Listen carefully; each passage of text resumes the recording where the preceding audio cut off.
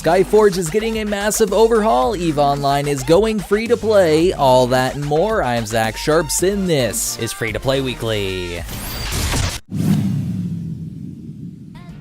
First up in the news this week, those of you guys looking for a brand new anime MMO to play can finally check out X Legends free-to-play Twin Saga. Yep, the game published by Aria Games has now entered open beta, and to celebrate the transition, the developers have decided to introduce some brand new content.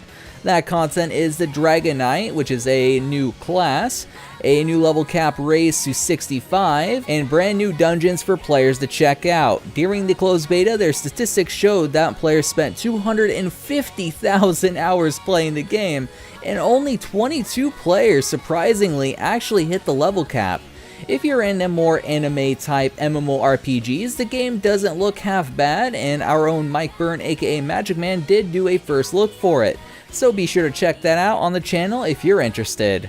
Do you enjoy air or spaceship battle-oriented titles, kind of like Riders of Icarus or Dreadnought? Well, My.com has introduced a new title that may perk your interest called Cloud Pirates. The game is a battle-oriented MMO featuring really cool-looking and customizable airships. As with most online games, the more players progress, the more cool stuff they will obtain to add to their ship, which then can grant them access to new abilities, appearances, and crew options. In Cloud Pirates, teams will battle and players will need to form squadrons in order to build the ultimate fighting team. With a variety of different abilities, players will have access to a plethora of strategies to utilize in order to succeed. The game itself does look interesting to me, and if you wish to try it out, beta signups are now open on Cloud Pirates' official website. Drago Entertainment's free-to-play MMO based on the novels by Tad Williams, Otherland, has finally entered open beta. Yes, this open beta will last until September 8th, which is when the game officially launches. In order to prepare for the open beta, several updates during the preceding weeks were released, all providing much-needed tweaks to the game's overall experience. Among these updates are tweaks to the game's tutorial, performance, and the game's already extensive crafting system. Also, they introduced additional quests and hundreds of new recipes. Before launch, the dev team is also working on redesigning the battle system and improving the enemy AI. Overall, I'm pretty glad to see Otherland finally heading towards launch, and once it officially does on the 8th, I'll be hopping in and checking it out. Will you be checking out Otherland? Leave a comment down below. It has been a while on the show since we've discussed My.com and the Allods team's free-to-play sci-fi MMORPG Skyforge, and with this update, I'm glad we are once again because the game is getting a major overhaul. Yep, you heard me right. In Skyforge's newly announced expansion called Ascension, the game will be getting a new class, new map, new battle system, and more. To dive deeper into the details, the game will be getting a Regions map, which is an extended game campaign via which players can unlock access to new adventures, classes, and symbols. The new class called the Outlaw will be making an appearance. There will be tweaks to invasions in the way of invasion seasons, which will last 8 weeks now instead of 2. A new invasion avatar will be available for you to slay with your allies. Combat will become more interesting thanks to an improved combat system that allows almost all enemy monsters to be easily avoided, plus you can take monsters' weapons or even a part of their body to aid you in combat.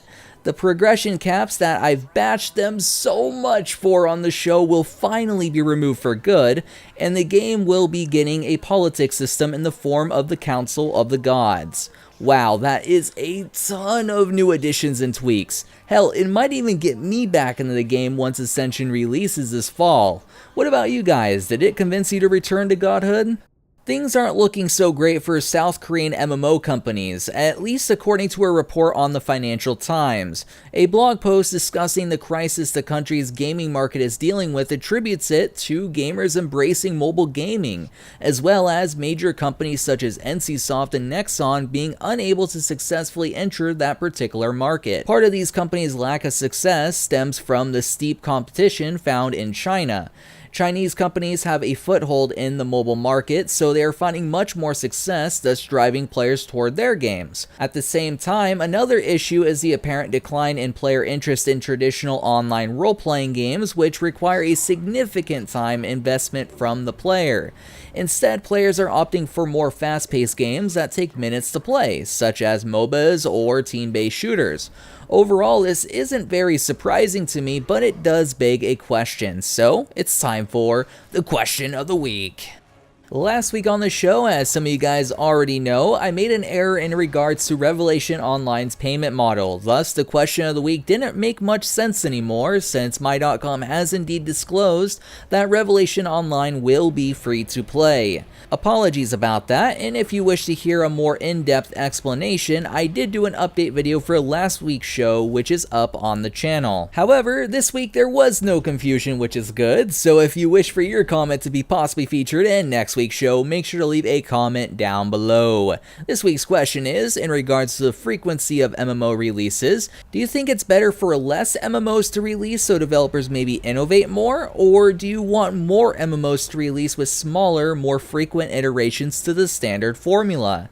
Curious what you guys think, because personally I think less MMOs being released is better because it might stop the standard copy pasta that's been going on as of late, or at least dampen it a bit.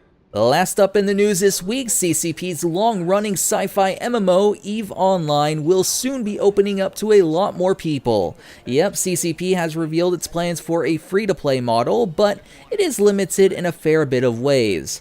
The new mode, or as CCP refers to it, Clone States, will allow non-paying players to participate in the game with access to a limited set of skills.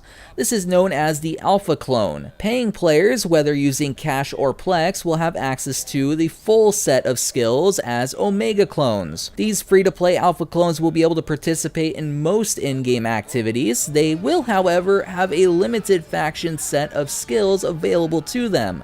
This means that they will also be limited to a specific set of ships that they can pilot, specifically frigates, destroyers, and cruisers. Personally, I felt this move wasn't surprising at all, especially with EVE Online seemingly being in a free weekend on Steam all of the time. That said, being a complex MMO with a ton of depth, I wonder how well this will entice players to hop in for the first time and actually stay engaged by paying monthly. I guess we'll have to wait and find out. You know what you should always be engaged in? Looking out for giveaways, of course. Yes, be sure to head on over to MMOBomb.com, check out that giveaways page, bookmark it, and check it daily to ensure you never miss one. As for myself, able to be stalked on Twitter through the link down below in the description, my name is Zach Sharps, and I'll catch you guys next time.